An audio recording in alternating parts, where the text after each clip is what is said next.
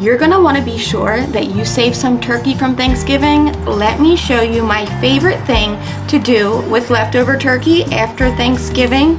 This one is a family style favorite, and I cannot wait for you to make this and taste it at home. I just know you're gonna love it.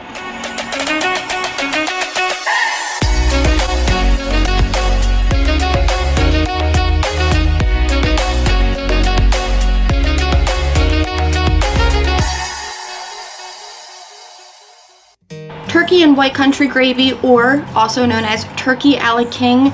This is one of my favorites. It starts off with, of course, leftover turkey, so be sure you save some. We only need a few ingredients. We can get started with our Blackstone on medium heat on one side with a Dutch oven pan. On the opposite side, we're on medium as well. We'll throw down a little bit of oil along with some butter, drop down some diced onions, adding in our leftover turkey.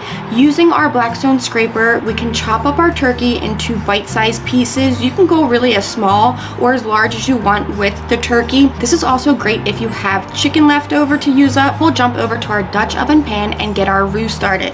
We'll drop down 5 tablespoons of unsalted butter, let that gently melt, then add in 5 tablespoons of all-purpose flour. With a whisk, mix this together. You want to be sure to let this flour taste cook out. Once it starts to smell nice and buttery, to that we'll add 1 cup of chicken stock.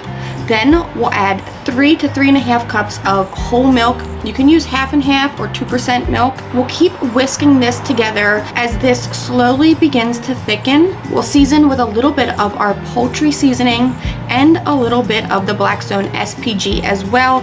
Give that a mix, and now we want to let this hang out. Let it thicken. Once it starts to thicken, we can drop in our turkey and onion mixture. Give this a mix, let it marry. The longer this cooks, the thicker it's going to become. Now, growing up, my mom always added peas to this, which I love personally. It gives this savory dish that little bite of sweetness all throughout. If you wanted to, you could add any leftover veggies that you have from Thanksgiving as well. Add carrots, some celery. It's completely up to you how you want to customize this. Now this is done. The last thing we need is something to serve all of this beautiful country gravy over.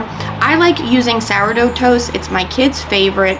So we toast that up in a little bit of butter. You can also serve this over white rice or mashed potatoes, or just eat it straight out of a bowl. I go over the top for serving with some fresh sage leaves. You could also fry the sage in a little bit of oil right on your Blackstone if you want it to be a little on the crispy side. For me, this is perfect, and this is everything that reminds me of home, especially around the holidays. I loved when my mom would make this. It truly is a family style favorite, and I cannot wait for you guys to try this one at home. So when you do, post a picture. I cannot wait to see you and your family enjoying this family favorite.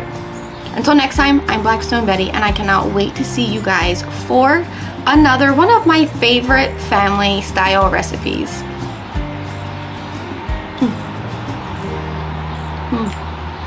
That's so good.